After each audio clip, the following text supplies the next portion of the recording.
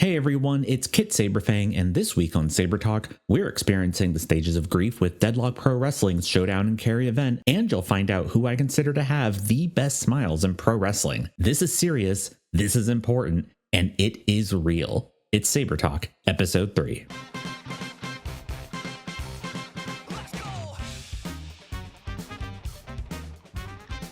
Hello everyone, and welcome to SabreTalk, a fan-first wrestling podcast. I am, of course, your host, the pro wrestling VTuber dedicated to love and justice, Kit Sabrefang, and I've got a lovely little show for you all today, though a bit shorter than usual, and I'll give you the details on that. But first, some Sabre Gang updates. A new video is now available on my YouTube channel, and it's our live stream watch along of one of my absolute favorite pro wrestling matches of all time, the legendary 2009 playground battle between Raze and Drama Seidel from 2KW in Manhattan. If you haven't seen it before, let me ask you something.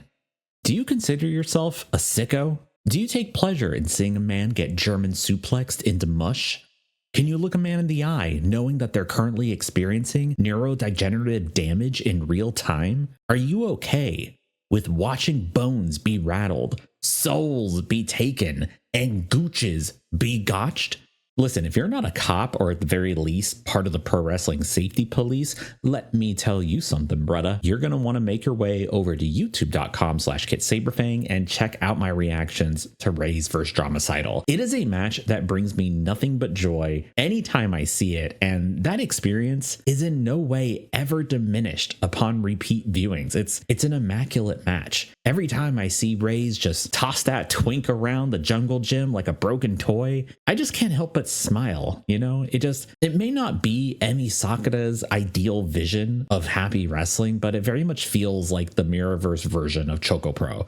And again, highly recommended. Do go check it out. The video itself was recorded during our weekly get-together on Twitch, Club Sabre Gang, which I try and host each and every Monday at 8 p.m. Eastern, links for which can be found in the description below. And it's mostly a stream where we watch wrestling matches and fan-created music videos, and I use it as an opportunity to catch up on the matches that I've been meaning to check out, along with those recommended to me in our Discord channel. It was originally a Thursday night stream, but then I realized that practically no one on our server even watches WWE anymore, and so we decided that it was best to just start counter-programming it. If you're going to watch wrestling on a Monday night, make it wrestling that doesn't suck. That's what I'm always saying. You're always hearing me say this. All right, some programming notes for you all. Next week is Thanksgiving time for those of us unfortunately trapped in the United States. And so with that in mind, there will be no episode of SabreTalk. However, I am pleased to report that when we return on December 5th, we'll be joined by the always lovely Aspen Rose, who will be here to talk about all things being a professional wrestler, trails in the sky, probably. They're pretty into that, and some of the coolest fuck shows that they've been working over in West Virginia. You know, when I put together my initial list of guests that I'd like to have here on SabreTalk, Aspen was one of the first names on that list. She's been an incredible supporter of mine, and I always have fun watching her play RPGs over on her Twitch channel. So this felt like a great opportunity for us to finally sit down and have a little moot-to-moot chat, you know? And I'm really looking forward to talking to her about the Negative Outlook shows that she's been getting booked at, which sound totally up my alley. It's these no-ring wrestling shows that take place at bars, feature burlesque performances, heavy shoegaze bands. Like, if this could also take place during some sort of brunch situation, then I think that'd be about as close to experiencing heaven as I could get. So yeah, I'm really looking forward to that, and I hope you are as well. So in the meantime, you can always give Aspen a follow over on Twitch, and I'll have that available in the description as well. And speaking of guests, on last week's show, I talked to a member of our community, Ted, about their most recent trip to Japan, where they saw a whole lot of wrestling in a very short span of time. So do check that out if you haven't already. It's a really fantastic little interview, if I do say so myself. We got a lot of really kind comments from y'all about it, mostly about how it was both very informative and inspiring for some of those dream trips of your own. I do plan on having repeat guests, and I'd like Ted to be one of those in the future, not only to update us on their future travels, but also because they host a series of Joshi Night events at bars in the Chicago area. And that's the kind of interesting grassroots types of things I think could also be inspiring to folks out there who are not only looking for interesting ways to spread the good word of Japanese women's wrestling themselves, but also those who are looking to find a sense of community in their wrestling fandom. especially in the more IRL sense in which Ted and his wife are building. And the reason I'm bringing all this up is because I have to thank Ted not only for their appearance on the show, but also for sending me this gorgeous Emi Sakura 30th anniversary ceramic mug. I'll have a photo of it on screen for those watching the video version. It features 6 drawings of Emi, each in a costume representing her different eras. I love the representation of Emi's time in Thailand, but of course my favorite has to be Kitty Emi for the first promotion she ever started, Gatokunyan. They also paired it with some delicious Japanese Kit Kat samples, which I gobbled up without hesitation. Cherry Blossom Kit Kats are always great, but it was definitely the Kyoto Roasted Tea Kit Kat that was my big favorite. So thank you again to Ted for the mug and the Kit Kats. They also, and I'm glad it still got delivered, but they addressed it to Kit Saberfang, which, sure, but also care of Buddy the Vape Dog, which I do greatly appreciate. At my very core, who is Kit Saberfang if not Buddy the Vape Dog? If I ever suddenly graduate, you'll know where to find me in the next life. All right, so just a quick recap. No show next week, but a kick-ass interview with a person who can kick my ass when we come back on December 5th. And with all that out of the way, it's time for our main event of the episode, my road report for Deadlock's second to last show, if you can believe it, Showdown in Cary 2. If you haven't already been made aware, then I apologize for the bad news, but on November 8th, it was announced that Deadlock Pro Wrestling would be ending its event operations for the foreseeable future, and that its December 12th anniversary show would be its last, save for one more date in Japan next year. We'll get into the reactions to the news and my opinions on the matter in the segment itself, but I do want to say up front that it's certainly a report that I went back and forth on a bit as I took in, my feelings on the matter. I listened to some folks who are closer to the business, and I tried my best to put things into perspective for those who may not be as plugged into all things Deadlock. After all, the show is called SabreTalk, a fan-first wrestling podcast for a reason. Yes, it's because I am Kit Saberfang, but also because that's really all I am at the end of the day. A fan giving my opinion on what I'm seeing out here. I also have a deep love for DPW and appreciation for all the hard work that goes into each and every show. And so any critiques of it come from a place of genuinely wanting to see it improve and thrive. And who knows, maybe there's still a chance for that down the line. All right, well, with all that out of the way, let's get out there and over to Cary, North Carolina for some Deadlock Pro Wrestling.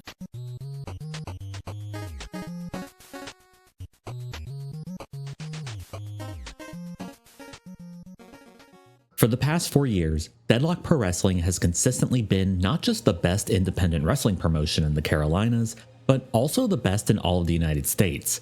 And this isn't really up for much of a debate, as when it comes to the quality of not just the production of their shows, but the core in-ring product as well, there's not really an obvious number 2. It's why the Deadlock Boys are the only serious indie nominee for Booker of the Year in the Wrestling Observer Awards, unless you also want to count Suddy in this equation, but for now, let's just stick with the North American scene. It's also why when you go online to discuss independent wrestling, Deadlock is consistently held up as the de facto gold standard for what all other promotions should strive to be, and the first stop of those exiting a major promotion looking to quickly gain some street cred. And as a fan, it's clear to see why. Outstanding production, a talented broadcast booth, locker rooms filled with some of the hungriest unsigned talent in the world, and a team that can somehow convince even the most aggressively second gear minded talent into giving it their all for the black and orange, and all while delivering modern day wrestling classics. So it certainly came as a shock to the online wrestling community when news broke about a week ago that Deadlock Pro Wrestling's upcoming 4th anniversary show on December 12th would also be its last for the foreseeable future, with the promotion effectively ceasing event operations. And that shock is understandable. How could one of the most celebrated promotions in modern day pro wrestling suddenly need to close its doors? And if they couldn't make it, what hope is there for other indie promotions out there? But for those of us attending their shows here in North Carolina, it wasn't terribly surprising. The writing had been on the wall for the past year, and it showed in the attendance and in other not so obvious ways. And I think what frustrates me the most about all of this is that all current climates considered, it feels like it really didn't have to be this way. Tonight, however, is not the end. In fact, fans in attendance, including myself, are completely oblivious to the impending announcement and instead are just looking forward to another banger of a card from North Carolina's finest, Deadlock Pro Wrestling.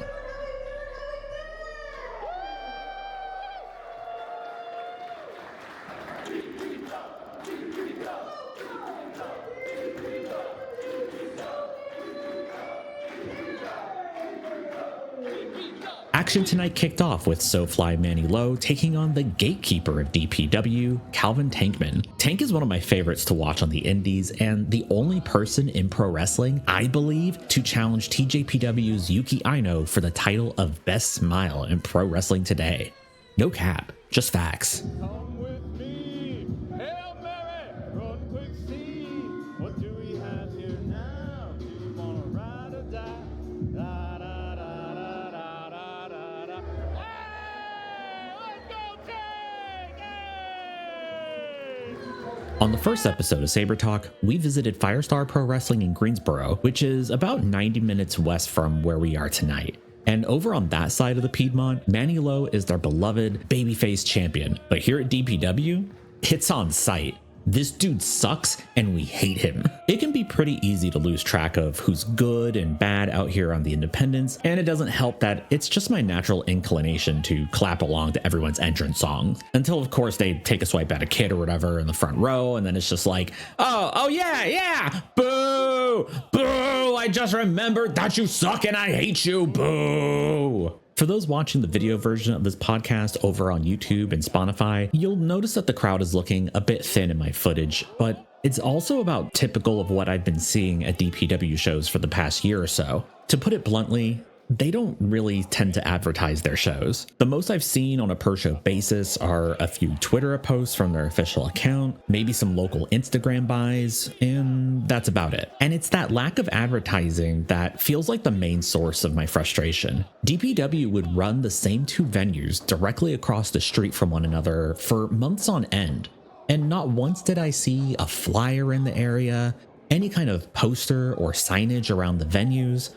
Literally anything that would tell you there was a pro wrestling show regularly in that area. That lack of advertising was crystallized for me the last time DPW ran a show at the Durham Convention Center. I was having a drink with a friend at the bar down the hall, and on their in-house screens, we saw advertisements for a nearby micro wrestling event at another bar across town. It wasn't even related to the venue, and yet I was seeing ads for that and not DPW. And sure, that sounds small, no pun intended, but it was just one of those many missed opportunities that I had noticed to help spread the word and sell more tickets to the show. And those missed opportunities can only add up to empty seats, because believe me when I tell you, there are other local wrestling promotions that you've never heard of unless you live in North Carolina that have not only been around longer, but can draw just as well as DPW with none of the fanfare of national talents. And they're doing it by focusing on their local communities, and that includes a bit of boring 20th century advertising. Tonight was also my first time at this venue, Sports HQ in Cary. It's not a traditional entertainment venue, but a training facility boasting football fields, indoor tracks, and a basketball court, which is where the action's taking place tonight. And it's not great. I won't dwell on it because I feel like they would be in a different venue if they could, but I'll just say this. Only 2 toilets in the entire building. Like I said, not great, but at least it makes for good watching, and the balcony view was fun to be sure. Doom and gloom aside, tonight DPW did what DPW gonna do, and that's put on a fantastic show. Even on occasions when the card is looking thin, no matter the odds, DPW always finds a way to deliver. Tonight's card, however, was stacked with plenty of interesting bouts, including the next matchup, BK Westbrook versus Trevor Lee. And I have to say, Trevor is someone who's really grown on me this past year as a performer. And I find myself eating a bit of crow here, as I was admittedly a bit biased against him when he first appeared in DPW, and it was based solely on where he came from. For those who aren't aware, Trevor Lee is the former Cameron Grimes in NXT.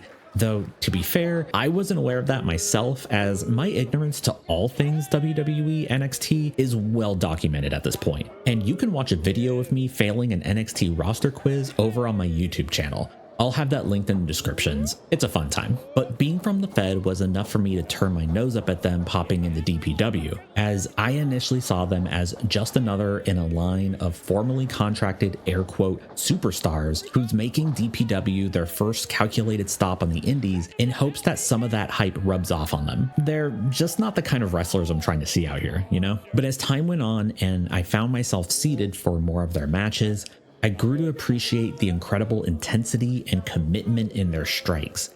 Their combination of snappy agility and loose, barely contained movement that feels both unpredictable and explosive. They're also an incredibly annoying, deeply infuriating piece of shit heel that's equal parts as fun to harass from the stands as they are a joy to watch stooging about with the likes of fellow scumbag asshole Adam Priest. It was their match tonight with BK Westbrook that made me realize how much I'd come around on Trevor. Which is funny because BK is someone I never thought I'd see myself cheering for, as he'd always been such a loathsome figure in the history of DPW, but not anymore because at some point he redeemed himself, apparently, and now he's the super babyface, beloved by the DPW faithful. Now I look back and wonder, how did we ever hate this man? BK Westbrook has never done anything wrong in his life. Let's go, BK! Now that's the whitest meat baby face I ever seen in my goddamn life. And you need someone that people love and feel sympathy for to allow a Trevor Lee to shine. And so this was a great combination altogether. All of this is to say that yes, your feelings and opinions about things can change over time due to new information, circumstances, or experiences. Your thoughts are allowed to be as fluid and malleable as your current and ever persisting realities. It's okay to change your mind, actually. Next up, it was time for women's action as Leah Knight took on someone who's not only typically her tag team partner, but someone we talked about on that first episode of SabreTalk, Amanda Kiss. I actually wasn't aware that they'd been known to team together in other promotions until I pointed out to Maddie that they were wearing the same Skull and Bones tights, and that's when they clued me in. No such thing as a coincidence in wrestling here, folks. Everything I said about Amanda Kiss in that first episode holds true here. And again, incredibly charismatic, had the crowd in her back pocket from the moment she came through the curtain. She's got an energy that's hard to teach, you know? As for Leah Knight, she's rude as hell, always a mean girl whenever I see her, but she can also back it up in the ring. A fun, physical contest from the two, some real good shots were fired in this one. And the women continued to impress as this match was followed up by the former champ Dani Luna taking on Carolina's own Jada Stone in what I believe is her first match back since nursing an injury this past summer. She was slotted into this match as a replacement for AEW's Queen Aminata, who is also the current DPW Women's World Champion. Aminata is currently working through a neck injury and continued to be out into the next week, having to sit out AEW's Blood and Guts event. And as I stood up in that balcony, watching Jada Stone flop around and generally get her ass beat by Dani, I had a realization. I don't think I've ever witnessed Jada Stone win a match live in person. I'd seen her win matches, sure, like when she went overseas on one of her many trips to TJPW, but never here in the States. And I feel like I've seen about a dozen or so of her matches over the years. I looked it up later when I got home, and it turns out Jada's never actually won a match in DPW, and tonight would be no different. And that kind of bums me out, you know? There are those who would say that wins and losses don't matter, especially out here in the indies, but if they don't, then why bother having championships? Why hold tournaments? Wins and losses ultimately do mean something beyond just the statistics, and it's always felt like a bit of a missed opportunity to try and not do more with Jada in DPW. She's a regional talent, always gets a strong reception from the crowd, and her matches earn that respect. In fact, it was her match with Shoko Nakajima in DPW that directly led to her being invited out there by TJPW. And again, that was in a match where she was a last-minute replacement, that time for Trish Adora. And as of this recording, she's officially been signed to TNA Wrestling, so her talent is certainly being recognized. Again, feels like a missed opportunity on an easy layup. As for the rest of the show, it was a blur of incredibly high-level action, with Eric Stevens and Brian Keith kicking the event into a whole other level, offering a blisteringly stiff bout with some of the gnarliest, wince-inducing moments of the night. Stevens chopping the ring post for shoot will probably live rent-free in my mind forever. Sounded like it hurt big time.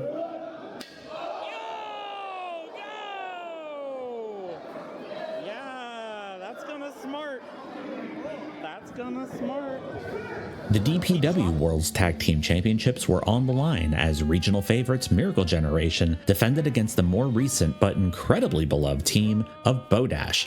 consisting of Morgan Dash and the inaugural DPW World's Heavyweight Champion, Bojack. One of my favorite aspects of DPW shows over the years has been the incredibly high level of consistency with its tag team matches. It's hard to pin down the exact secret sauce that makes DPW tag matches often feel like standouts on a card, but I think it mostly comes down to just letting the boys cook. And tonight would be no different. Lots of great near falls, hot tags, huge combos. When it's done right, there's just nothing else like tag team wrestling. And it's always great seeing Bojack get such a great reception from the crowds here at DPW shows. It's cool knowing that it's a crowd that respects its brief but cherished history in showing appreciation for its first champ. It also makes me think about how maybe DPW was a bit too quick to chase the super indie lifestyle and could have spent more time being a regional promotion, focusing on talent that they have more and affordable access to. I know it's not ultra glamorous, and I know a lot of these guys weren't exactly camera ready, but it was the likes of Bojack, LeBron Cozone, Donnie Ray, Diego Hill, Kid Bandit, Kempin Holiday, and countless other regional talents that helped get DPW to the dance to begin with. And as a lot of those names slowly faded from the card in favor of bigger, more nationally recognizable talent, so too did its connection to that local audience. Javon Evans wasn't always Javon Evans, and Saquon Sugars wasn't always Saquon Sugars. And by the end of the match, the results spoke for themselves, as it was Bodash relieving Miracle Generation of their DPW World's Tag Team Championships after a 117-day reign to rapturous applause. And in this sense, the main event of the evening felt a bit poetic. A match between the promotion's two top champions and a clash between the DPW of new and old, with current World's Heavyweight Champion Jake Something fighting the current national champion, LeBron Cozone. And as the battle raged on and the two heavyweights gave us yet another Deadlock Pro main event classic to rave about, I couldn't help but notice how naturally I gravitated towards backing Cozy. And it felt like the crowd had as well. And none of this is to take anything away from Jake Something, who is a phenomenal wrestler that I'm surprised isn't on more people's radar. Dude's a monster and has been part of some of the best matches in the company's history. But he was also a known quantity before he stepped into a DPW ring, thanks in part to time spent wrestling on television for TNA Wrestling. Whereas prior to DPW, Cozy wrestled almost exclusively in the American South and mostly in North Carolina. And I got the sense that deep in the heart of this crowd, there is an understanding that he's the underdog in this match for reasons beyond just the pecking order of who holds which belt. Deadlock Pro Wrestling's 4th anniversary event is a few weeks from now on December 12th, and I absolutely intend on being there. I know this is all going to come across as a bit negative, and that's because it is, but I also feel like I needed to get these thoughts out there now so that come December, I can focus purely on appreciating what a special promotion DPW truly is. I've never attended a DPW show and felt like I didn't get my money's worth. I never felt like I got anything less than a stellar pro wrestling experience. When I first moved to North Carolina, there was no Deadlock Pro Wrestling, and it honestly changed my life for the better. It got me back into going to shows consistently again. I've made a bunch of new friends, discovered tons of new wrestlers, traveled around the state, got back into photography, all kinds of experiences that I don't think I would have had were it not for DPW. And this night in Cary was no different. What you're hearing now is the clairvoyance afforded to me by hindsight, burdened by the knowledge that yes, those sinking feelings over the past year were based in some form of reality. But in the moment, it was business as usual. I was in the crowd with friends, laughing, cheering, going crazy, and leaving the show still buzzing with excitement. Because as always, despite everything, even if at times to its own detriment, DPW always over-delivers. All right, that's going to do it for Saber Talk this week. And don't forget, no new episode next week, but when we return on December 5th, we'll be joined by pro wrestler and Twitch streamer Aspen Rose. Don't forget to subscribe for more, join the Discord, and remember, pro wrestling is for everyone, and pro wrestling can be anything.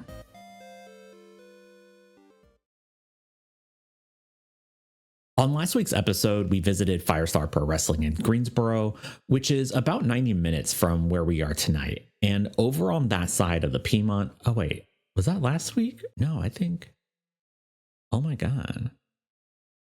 I gotta fact check myself right here. Right here live on SabreTalk. We want fact checks. We want fact checks. Dog, please load my podcast. Thank you. Oh, that was the first week. Okay.